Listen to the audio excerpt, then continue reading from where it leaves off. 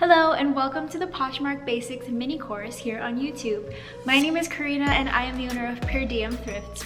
I have been a reseller for over 10 years. I've been on Poshmark since 2017 and I also recently opened my own brick and mortar consignment store. In today's video, I'm breaking down everything you need to know about creating a listing on Poshmark that is going to sell. This is for newbies or anyone who just wants to make some extra cash listing their items online. Think of me as your Poshmark bestie who's gonna help you make some extra cash selling your unused clothes. Step number one is going to be to prep your items. Did you just do a major closet clear out and maybe now you have a bunch of clothes that you don't necessarily want to donate to Goodwill but you don't wear them anymore?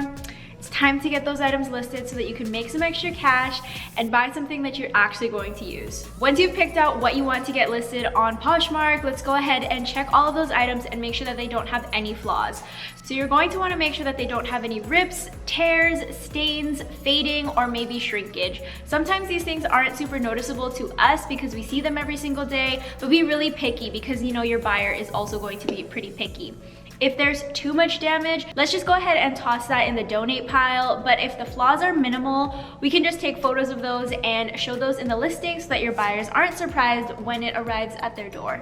Step number two is to find a good place to photograph. Now, like I said, I resell for a living, so I use a photo box. This is a pretty hefty investment and definitely not necessary. But when I first started out, all I did was find an empty wall in my room. I put a little thumbtack in the wall or one of those little command hooks and I just hung my items there. When you're taking your photos, you want to make sure you have really good lighting. So if you have access to natural lighting, that is the best option. If you have to go for artificial lighting, just make sure that they're not casting any weird color hues. I know a lot of lights have like warm tones on them, so just make sure that the lighting is not altering the color of your items when you go to photograph them.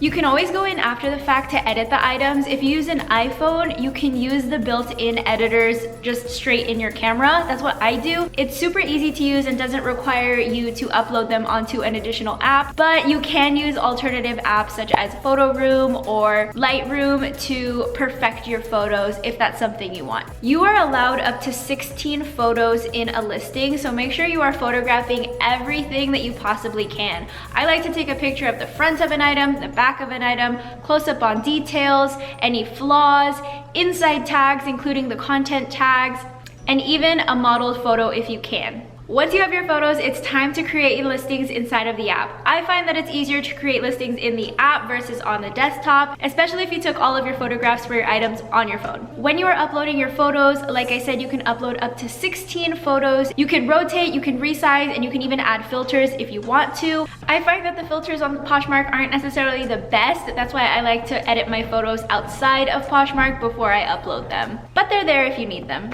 Next, we're gonna add a title. You have 80 characters to utilize in the title section, and you want to make sure that you're filling it with the right words. We already know your stuff is amazing. Obviously, you have great style, so you want to make sure you are putting the right descriptive words into your title.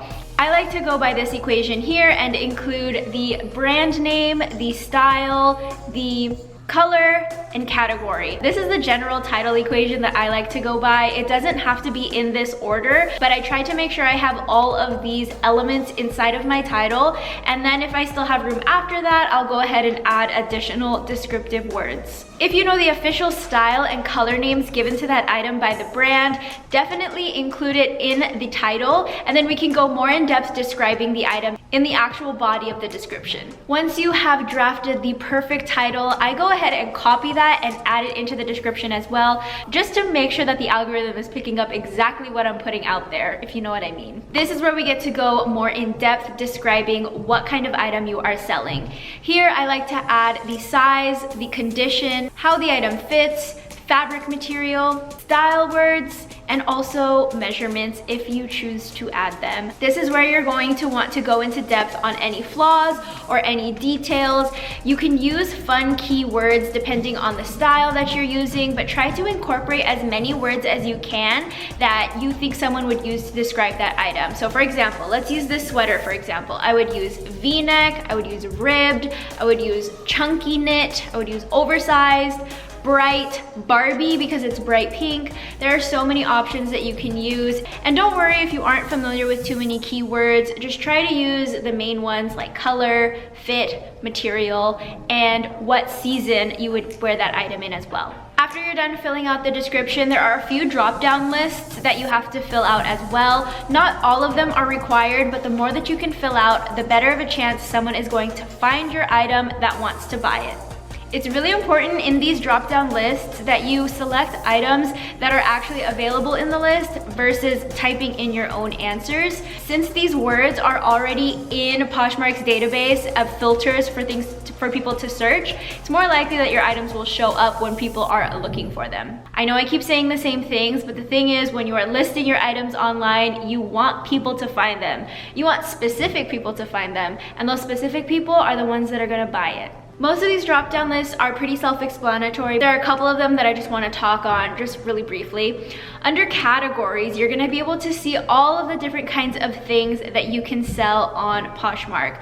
I understand that some of the things that you have might not fit into these categories. I recommend choosing the closest option that you can. And if you have time, go through all of these categories so you can see what other items that you may have laying around your house that you could also get listed. Under the size drop down, you can get very specific on your sizing as well. If your item has a size from a different country, make sure you are clicking the flag at the top of your listing form to change the country of the sizing, and this is just gonna make your sizing more accurate as well. When you go in to select the brand, you can start to type out whatever brand your item is, and it should auto-populate. If it doesn't, then you can go ahead and type in whatever brand that your item is.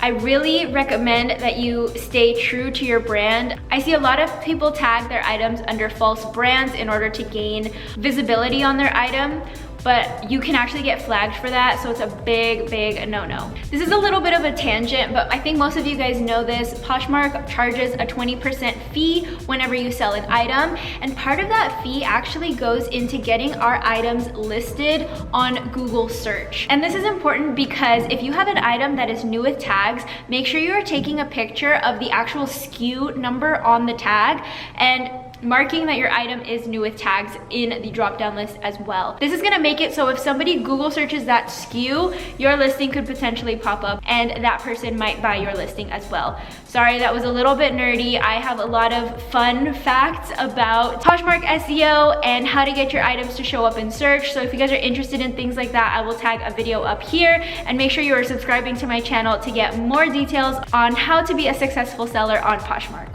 All right, now back to creating your perfect listing on Poshmark. Style tags are something that are also optional. You don't have to put these on your listing, but again, anytime you fill something out on this drop-down list, it just enhances the opportunity for you to get your items sold.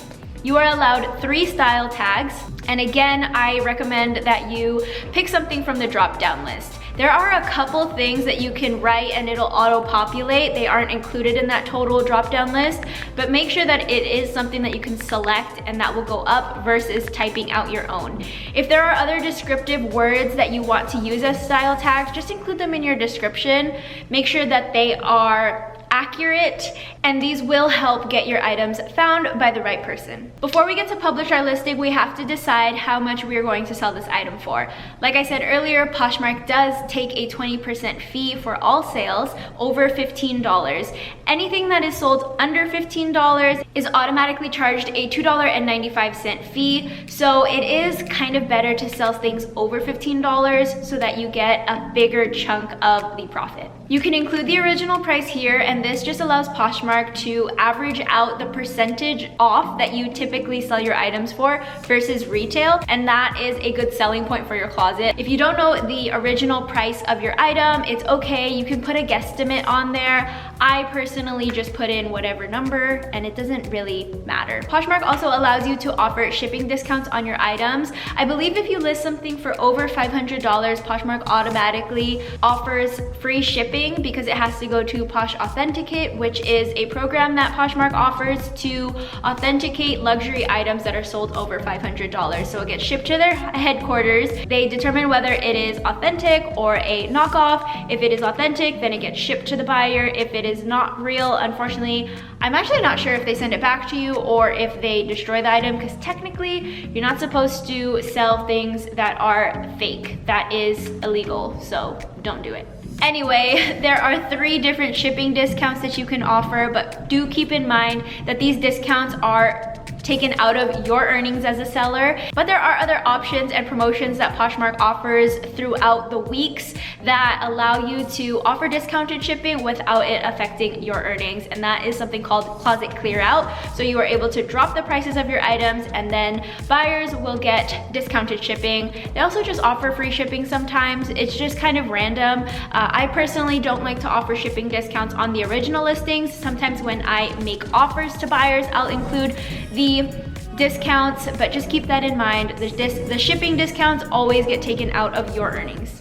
At the bottom of the page, there are some optional fields that you can fill out under the drop-down of additional details. These are all private, meaning that nobody can see these on your listings except you when you open your listings, or if you were to request for an inventory report from Poshmark, and they would just email that to you. A lot of people who resell for profit use these fields so that they can mark their original cost of goods, their inventory numbers if they have a lot of inventory in like a specific system, or any other notes that they might need to remember about an item. You are welcome to use this section for whatever you want, but it is definitely not necessary, and again, nobody sees this except for you. Once you have everything filled out, you are all ready to press next and publish your listing. Congratulations, your listing's all set to go, and now you are ready to go list the rest of your items. Thank you so much for watching. I hope this video helped you get started on selling your clothes on Poshmark. Make sure you check out the other videos in the Poshmark Basics series. I'll be releasing them every week starting this week. And subscribe for some more reselling related content. See you later, bye! We'll be right